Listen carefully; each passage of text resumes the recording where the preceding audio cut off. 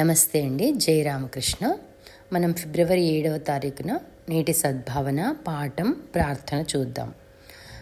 నేటి సద్భావన: మనకు ఎదురు దెబ్బలు తగలడం ఒక విధంగా గొప్ప దీవెనయే. దాని వలన మనలో దాగున్న శక్తి అంతా బయటకు వచ్చే అవకాశం కలుగుతుంది అని చెప్తున్నారు. అంటే మనం ఎన్నోసార్లు జీవితంలో, మనకు ఆధ్యాత్మిక జీవితంలో ఎదురు దెబ్బలు తగులుతూ ఉంటాయి, ప్రాపంచిక జీవితంలో కూడా తగులుతుంటాయి. అయితే ఆధ్యాత్మికతను పాటించే వాళ్ళు దాన్ని ఎలా తీసుకుంటారు, ప్రాపంచికులు దాన్ని ఎలా తీసుకుంటారు అనేదే అక్కడ భేదభావం అన్నమాట. కాబట్టి ఆధ్యాత్మిక జీవితంలో ఉండే వాళ్ళేమో ఏవైనా ఎదురు దెబ్బలు తగిలినప్పటికీ కూడా, సరే నా కోసం భగవంతుడు ఏదో నాకు నేర్పించడానికి ఈ ఎదురు దెబ్బ నాకు వచ్చింది, ఇది కూడా నేను ఒక బ్లెస్సింగ్గా తీసుకుంటాను, ఒక దీవెనగా తీసుకుంటాను అని అనుకుంటారనమాట. మిగతా వాళ్ళు, ప్రాపంచికులు, అంటే భగవంతుని మార్గంలో లేనటువంటి వాళ్ళు ఏమనుకుంటారంటే, ఇది నాకే వచ్చింది, నాకు మాత్రమే ఎందుకు ఇలా కలిగింది, ఈ కష్టం నాకు ఎందుకు వచ్చింది అని భగవంతుణ్ణి తిట్టుకోవడము, భగవంతుని ఫోటోలు విసిరివేయటము, ఇలా రకరకాలుగా ఇంకా పూజలు మానేయటము, భగవంతుని నమ్మకుండా అయిపోవటము, ఇట్లా చేస్తూ ఉంటారు. కాబట్టి ఏమంటున్నారు, మనకు ఎదురు దెబ్బలు తగలడం ఒక విధంగా గొప్ప దీవెనయే. దాని వలన మనలో దాగున్న శక్తి అంతా బయటకు వచ్చే అవకాశం కలుగుతుంది. అప్పుడు మనం ఏం చేస్తాము, అవుట్ ఆఫ్ బాక్స్ థింకింగ్ అంటారు కదా. మనము అట్లా తగిలినప్పుడు ఎలా ముందుకెళ్ళాలి, ఆధ్యాత్మిక జీవితంలో గట్టిగా ఉండేవాళ్ళు ఏం చేస్తారంటే, ఈ సవాళ్ళను నేను ఎలా ఎదుర్కోవాలి నాకున్న జ్ఞానంతో.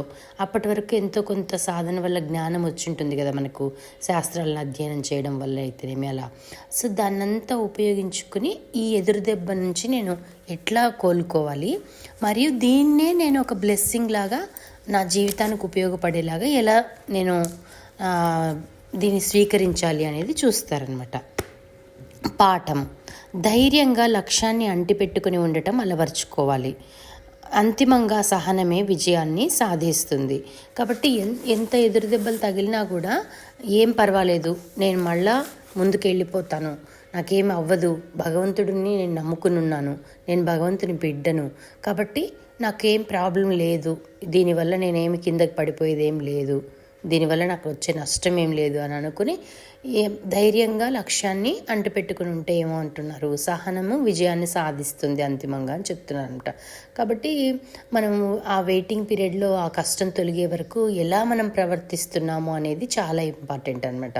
మనం భగవంతుడిని తిట్టుకుంటున్నామా, లేకపోతే ఇంకా సరెండర్ అవుతున్నామా అనేది భగవంతుడు చూస్తాడనమాట. మనస్సులోని భావోద్రేకాలు, అలజడులు తాత్కాలికమే, అవి వచ్చిపోతూ ఉంటాయి. కాబట్టి వేవరింగ్గా ఉంటుంది మైండ్. ఒక్కొక్కసారి మనకి ఎన్నో అలజడులు వస్తుంటాయి, ఏవో జరుగుతుంటాయి, ఇంట్లో విషయాలైతేనేమి, మనకు చుట్టూ సమాజం పట్ల అయితేనేమి ఏవో జరుగుతూ ఉంటాయి, మనకు ఇష్టం లేనటువంటివి జరుగుతుండొచ్చు, ఇబ్బంది కలిగించేవి.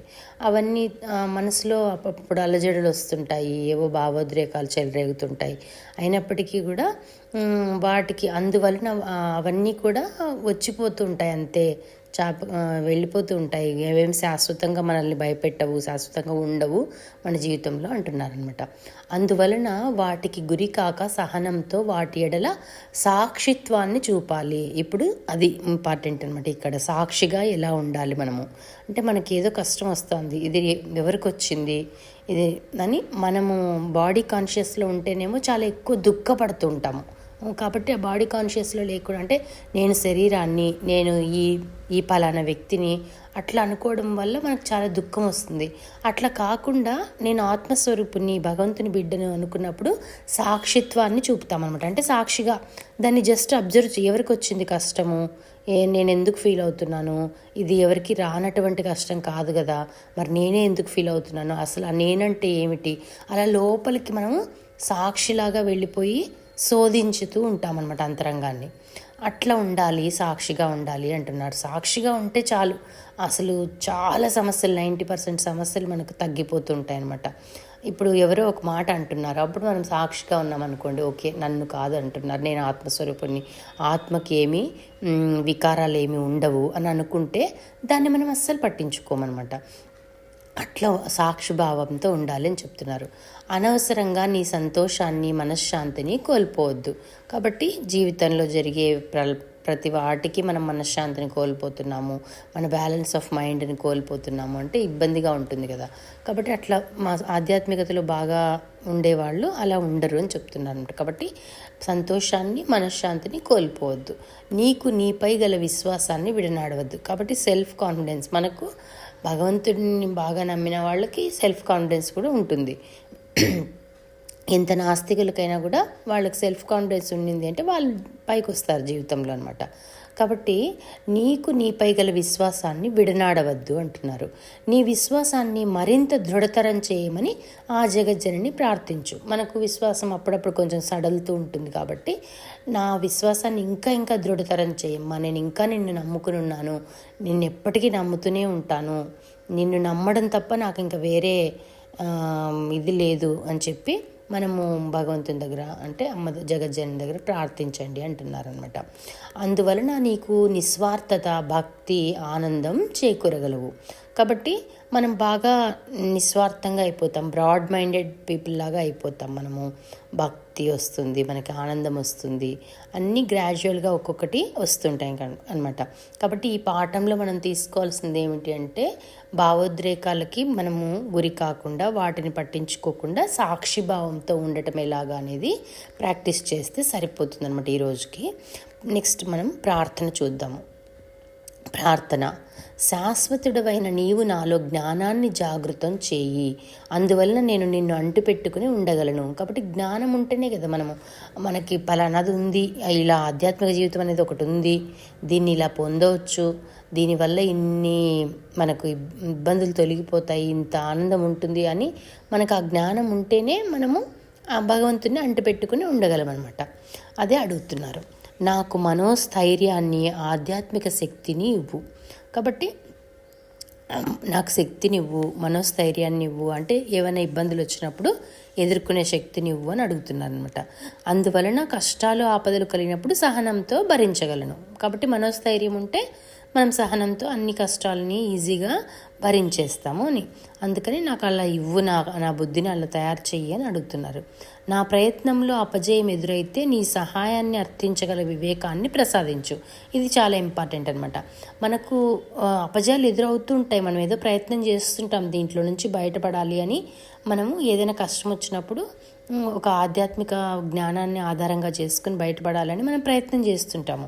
ఆ ప్రయత్నంలో అపజయం ఎదురైతే కొంతమంది ఏం చేస్తారు, మళ్ళీ కిందికి పడిపోతారు, ఇంకా మళ్ళీ లేవలేరనమాట.